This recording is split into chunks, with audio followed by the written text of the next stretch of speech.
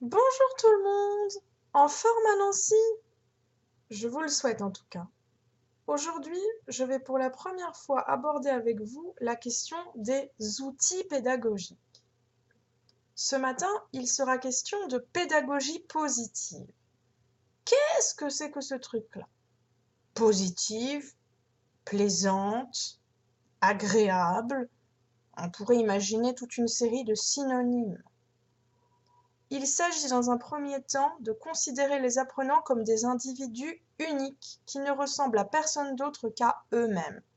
Ils ont un tempérament, une personnalité, des centres d'intérêt, des parcours qui leur sont propres. Vous devez les connaître, vous devez les cerner.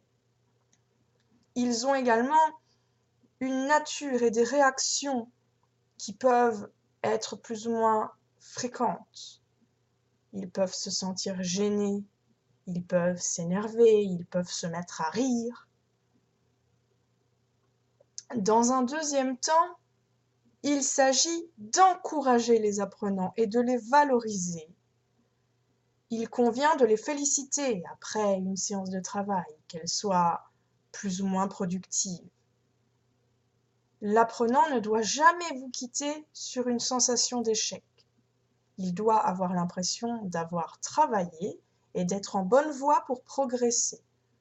En cours collectif, certains professeurs n'hésitent pas à applaudir les étudiants en fin de séance.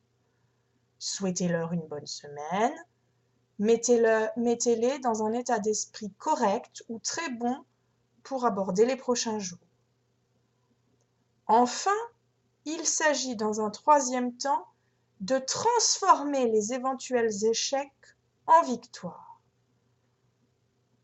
Impossible ne fait pas partie de mon vocabulaire. Prenons un exemple.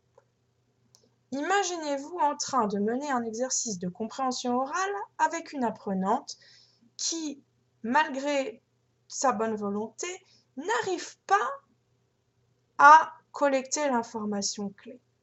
Elle n'entend pas, le locuteur n'articule pas assez bien, des bruits de fond l'empêchent de se concentrer. Pas de panique. Elle est frustrée, elle est déçue, mais vous n'en resterez pas là. Donnez-lui la réponse et demandez-lui d'écrire elle-même la réponse sous forme de phrase courte. Elle ne l'aura pas entendue, mais l'aura rédigée avec succès. Elle partira donc de chez vous, fière de la phrase produite, fière d'avoir pu oublier cette sensation de contre-performance, voire même de nullité pour certains. Je vous préviens, pour moi, l'adjectif nul n'est pas français. Il n'existe pas. Je fais partie des pédagogues humanistes qui considèrent que chaque apprenant possède un potentiel et que celui-ci doit être correctement et totalement exploité. Certains me souhaiteront bon courage en me disant que je vis dans une société morose et qu'il me faudra batailler pour défendre ses convictions, mais je n'en ai pas vraiment l'impression.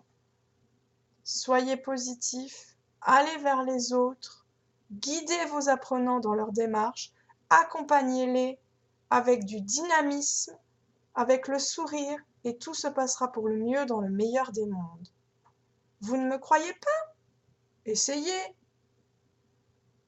Je vous retrouve très prochainement pour aborder avec vous un tout autre sujet.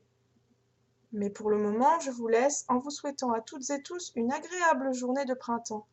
Bye bye!